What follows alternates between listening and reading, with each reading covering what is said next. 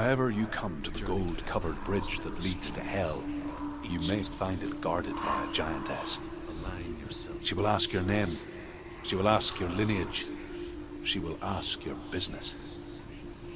The Northmen tell of the warrior woman Brynhild, who leapt into fire and rode to Hell to join her slain love Sigurd, and is challenged by the giantess.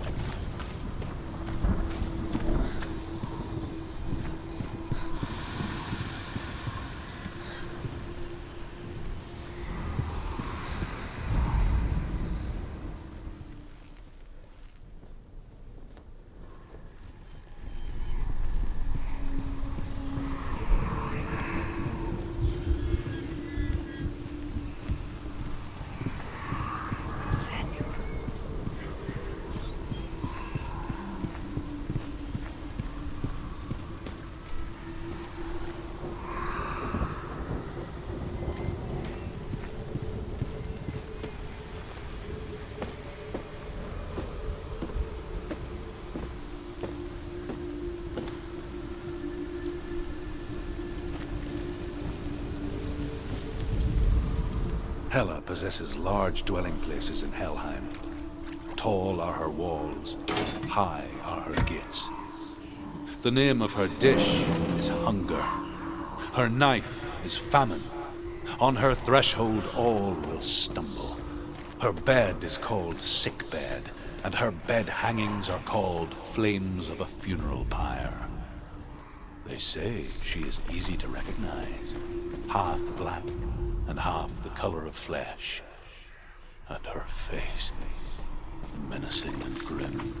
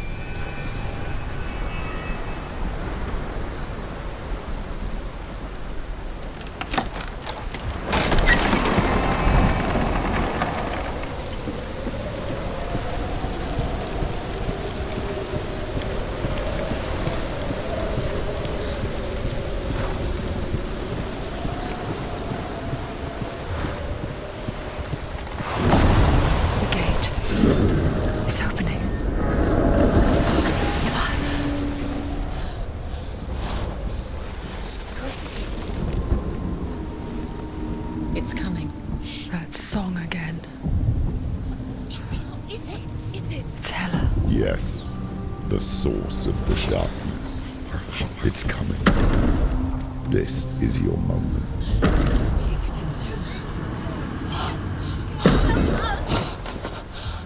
I'm sorry. I can't watch this.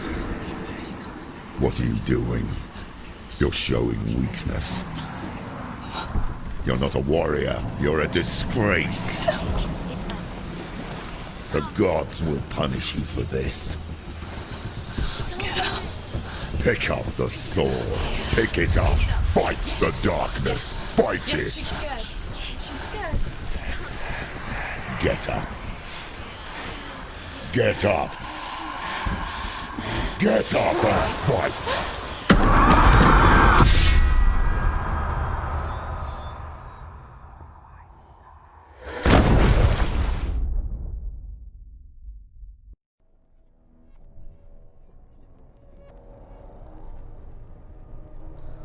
Stormy seas and lost souls. She's dreamt of this before. They say dreams are visions of our memories, thoughts and fears, as seen by our inner eye. But what if each one of us is always dreaming, even when awake, and we only see what our inner eye creates for us? Is this what hell is? A world shaped by Senua's nightmares. Maybe that's why people feared seeing the world through her eyes. Because if you believe that Senua's reality is twisted, you must accept that yours might be too. You fail the gods. You're pathetic. Rotten. Cursed. What were you thinking? Did you really think you could win? How stupid can you be? So stupid. Everyone hates her. She's cursed. The shadow hates. Look at you. A warrior. Worthless. Weak. Pathetic. Go on. Feel sorry for yourself, because there is no one left to do that for you. Everywhere. You failed. What's that? Take it. If you're too much of a coward to fight, then end the suffering. Broken and lost. Just like your sword. Come on.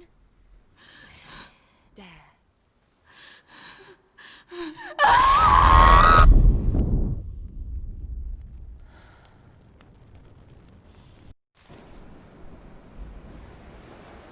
Why go on when you give everything and face that which torments you, only to find that it is worse than you could have imagined? Why go on? Is it really so weak to ask this? Or are we just so afraid of the honest answer that we do not dare pose the question? Sometimes the answer lies in a memory, a feeling, a song.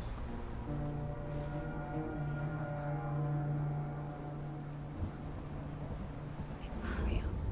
It's a trick. It's not real. It's real. Listen to it. Don't give up. Dillian. It's Not like this. It's not real. It is real. It's a trick. Don't trust it. Maybe you're already dead. Who are you? Do you still believe in yourself? No, it's not. It's a trick. It's a trick. He's already dead. He can't be here. It's impossible. Dillian. Come to me. Please.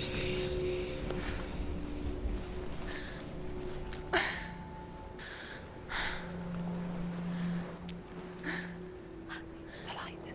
Go towards the light. It's him. There he is. It can't be him. It's just a trick. It's in your mind. No, he's here. It's in your mind. It's real.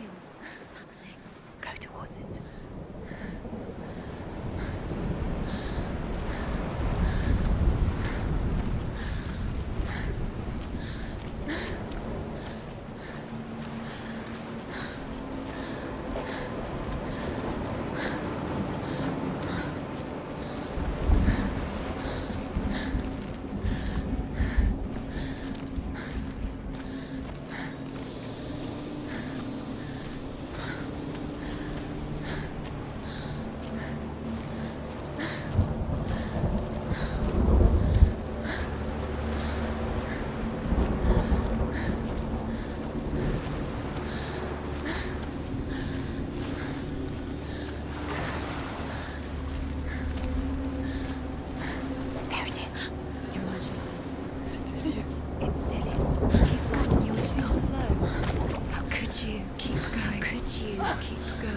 Ignore the pain. I told you it wasn't to trick you.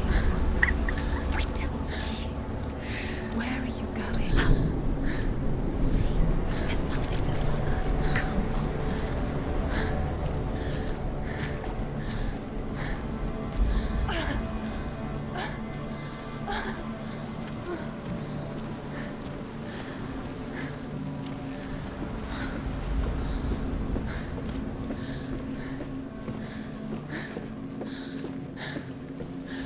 Before she first met him, she was not in a good place.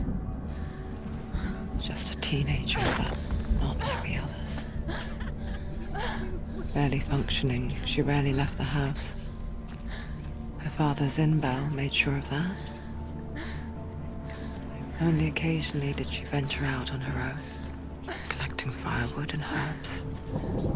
Errands out in the Orkney Plains. That was her world. Like this one. Barren and lonely.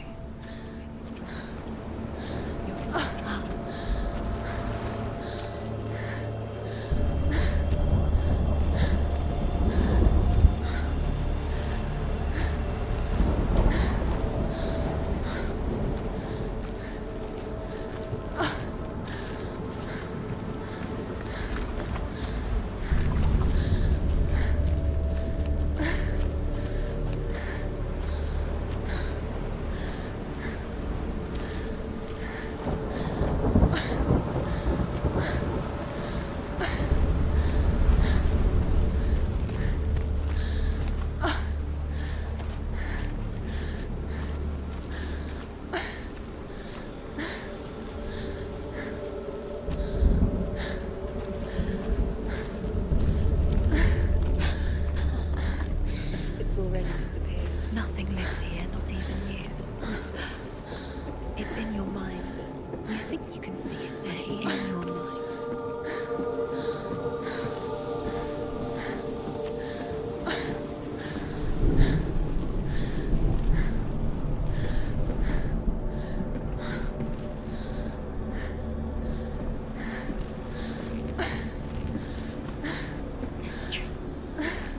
There he was. The lone figure of a boy. Sword play under the shade of a tree. She remembers the first time she saw him. To her young eyes, he moved as if dancing. And the world danced with him. The gloom lifted. For the first time in years, she felt a ray of hope.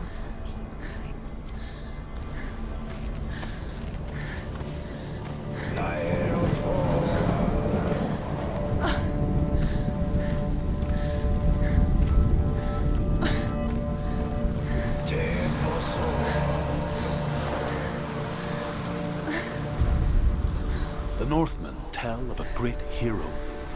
His name is Sigmund. His father's hall was built around a great tree, and one day Odin comes and thrusts a sword into the tree, a gift to whomever can release it. Many try, but the sword comes out in Sigmund's touch. His brother-in-law, King Siggeir, wants it, but Sigmund refuses him, so King Siggeir plots revenge. He invites Sigmund and his brothers to a feast, but when they arrive, they are met with an army, not a warm welcome. King Siggeir captures Sigmund and his brothers, steals his coveted sword, and readies them for execution.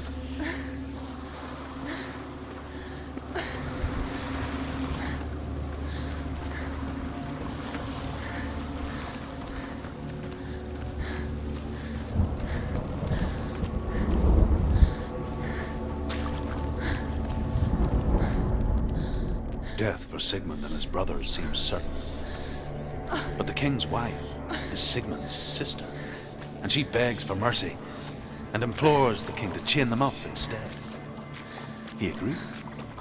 Not for mercy, though, but because he plans an even more cruel and lingering death. Chained to a tree in the forest that night, a she-wolf comes and devours one of Sigmund's brothers. She returns, ravenous, night after night, until only Sigmund is left. The next day, Sigmund's sister sends a servant with honey to smear on Sigmund's face. But to what end? Well, that night, when the she-wolf appears again, you'll never guess what happens.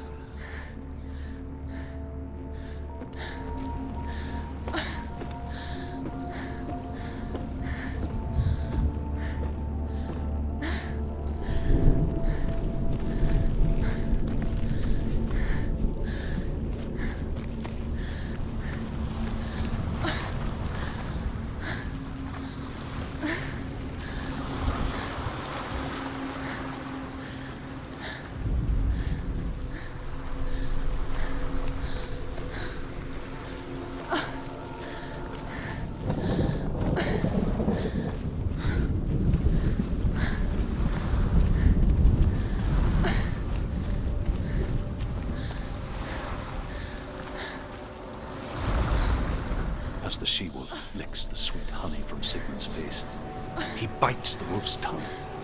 The she-wolf pulls away, but Sigmund holds on. The chains break, and he is free.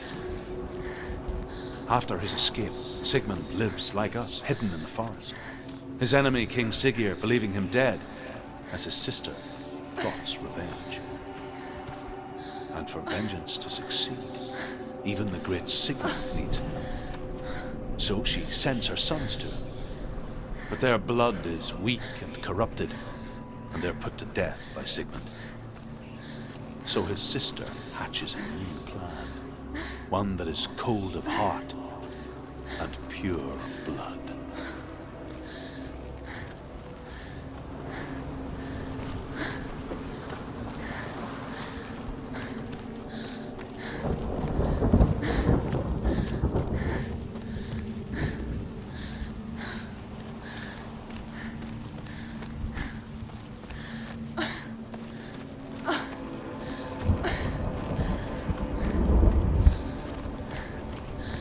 Day after day, watching from afar, she mimicked him, perfecting her own secret dance,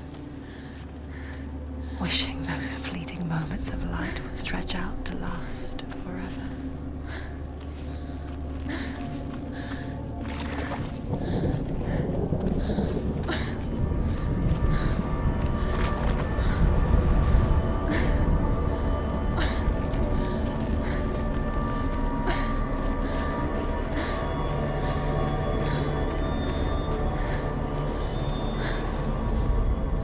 Sigmund's sister trades shapes with a sorceress, and in disguise, she lies with her own brother. She gives birth to a son named Sinfjotli. After a time, she sends him to the forest to Sigmund. He tests the boy and finds him strong and fearless, and so they go to take their vengeance on King Siggeir. Luck is not on their side.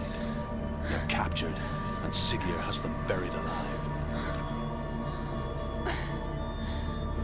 It's a trick. It's an illusion. It's not real. But you really think it's real? You want to believe it's real, but it's a trick. You're deluded. Where are you going? Where is she going?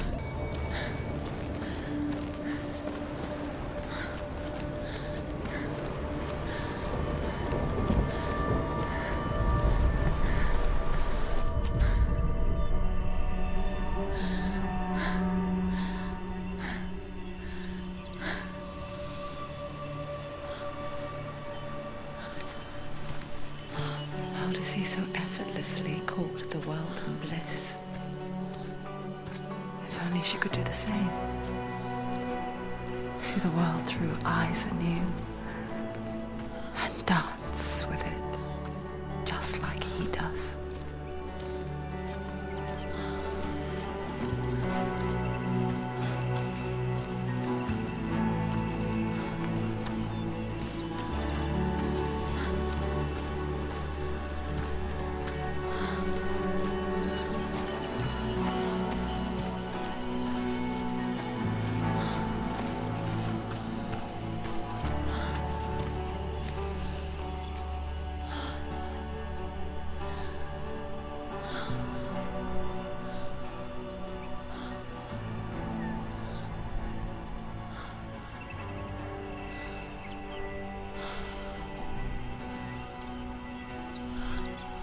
What's your name? Senua. I haven't seen you before. I don't leave home much. Oh, Zeno's daughter. I have to go. Wait. Who taught you to fight like that? No one. No one. Well, I watched you, and You learnt all of that from watching me? You should become a warrior, you know. me? I'm Dillian. I'm here for the warrior trials. Just come and watch. And bring your sword. You can't put it into words. That moment when you look into the eyes of the one who's supposed to reassure you, make you feel safe. It only takes an instant. Fear swallows you before you have a chance to make sense of it. And darkness becomes a part of who you are. You killed him. But her world changed the day the Northmen took him from her. Senua knows that there's no going back to how things were. That there's nothing to go back to at all. Stay still, stay quiet, hide, don't tell her. Their gods can see into your mind.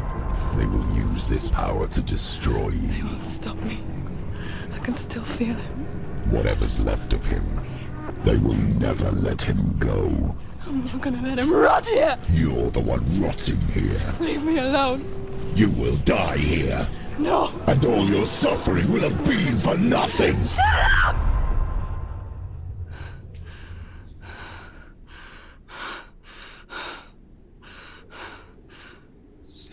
Dillian?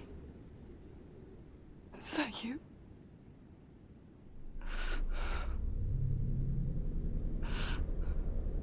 I'll find you, my love. I promise.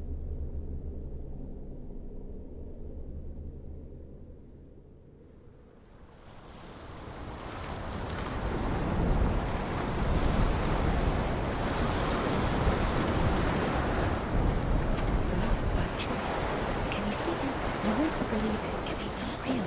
Is he there? You're alone in these mountains. Is that Dillian? Nothing lives here.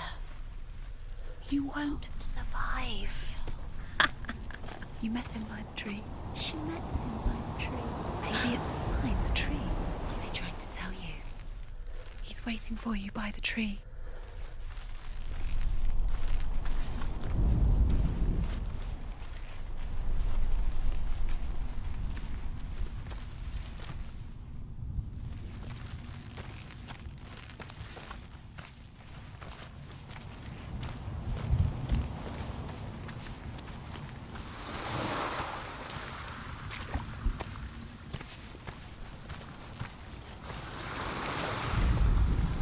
As Sigmund and Sinfjotli are being buried alive, Sigmund's sister throws an armful of straw into the grave mound. Hidden in the straw is Sigmund's sword, the gift of Odin. They cut their way out of the grave mound and set fire to Siggeir's hall. The king burns to death. Sigmund calls to his sister to come out so that she may live and be honored. She does come out, but only to tell him the truth. That she had slept with him, her brother, to beget a strong avenger. I am not fit to live, she says, and walks back into the fire. Strike vengeance from your heart, Senua, as there is always a heavy price to pay.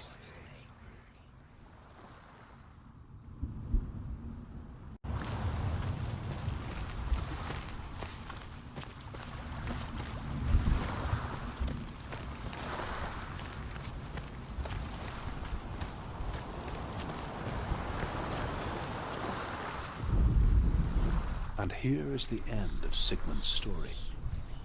He was a fierce and great warrior who fought many battles. But one day, an old man came onto the battlefield. Although shadowed by a hood, Sigmund saw that he only had one eye. The man raised his spear and Sigmund struck at it with his sword, but the sword shattered into pieces. Sigmund then knew that this was Odin, and thus that victory could not be his. He bowed his head and accepted his end.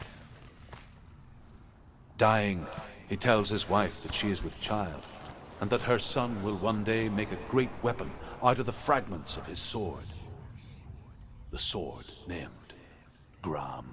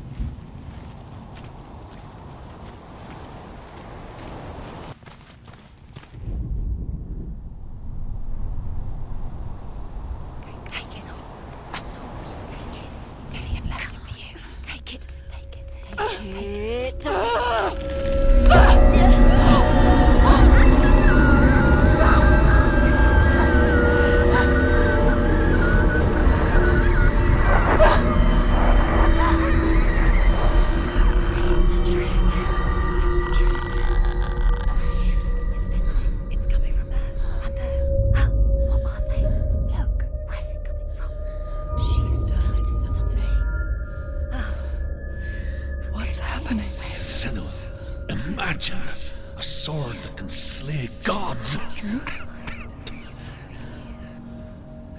Its name is Gramr. It was forged by the god of all Northmen, Odin, and gifted to Sigmund, a great warrior. I need this sword. It's important. Can you help me? The sword appears whole, but it is an illusion. It shattered into shards long ago. It is said a great warrior can reforge Gramr by answering the trials of Odin, one for each shard. The roots of the Tree of Death will take you to new lands where you will face the trials. Go to the shard. Go to the shard. Go to the shard. What's the shard? Find it. It's the metal runestone.